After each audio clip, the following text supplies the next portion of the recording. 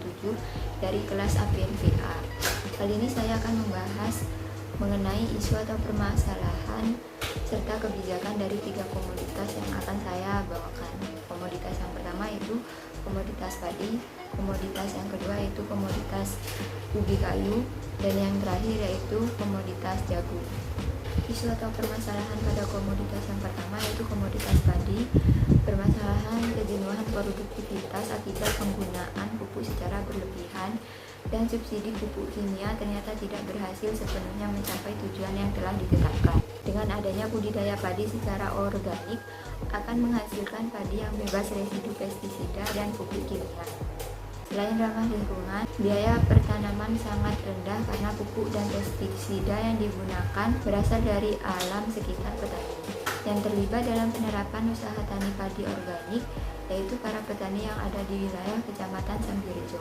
Adanya kesadaran masyarakat akan kesehatan dan keamanan pangan, maka preferensi masyarakat dalam konsumsi beras mengalami pergeseran dari beras konvensional ke beras organik. Untuk menciptakan keseimbangan ekosistem agar selalu berkelanjutan masih menjadi hal yang sulit untuk dilakukan dalam pertanian padi di Indonesia. Hal ini karena masih banyak petani yang menggunakan pupuk kimia dalam input produksi padi mereka. Sedangkan kebijakan dari pemerintah yaitu dengan adanya subsidi pupuk kimia dengan kesejahteraan petani. Karena berdasarkan hasil yang diperoleh, pemakaian pupuk kimia secara besar-besaran tidak mampu meningkatkan produksi.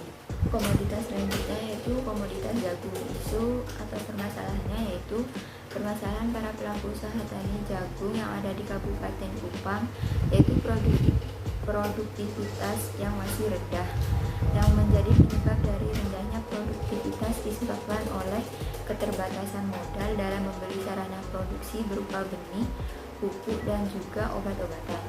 Kebijakan yang diberikan dari pemerintah untuk meningkatkan produksi jagung adalah dengan melakukan kombinasi penggunaan input produksi, tingkat efisiensi teknis usaha tani jagung sehingga dapat meningkatkan pendapatan. Yaitu isu atau permasalahan pada komoditas ubi kayu. Permasalahan rendahnya produktivitas ubi kayu di Kabupaten Lampung serta terbatasnya dan konversi lahan pertanian ke non-pertanian semakin meningkat yang menyebabkan rendahnya produktivitas ubi kayu.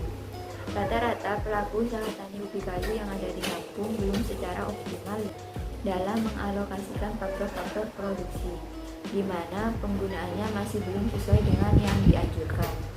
Sedangkan kebijakan untuk menangani hal tersebut perlu adanya upaya peningkatan produktivitas dan usaha tani dapat dilakukan dengan peningkatan efisiensi dan teknologi baru.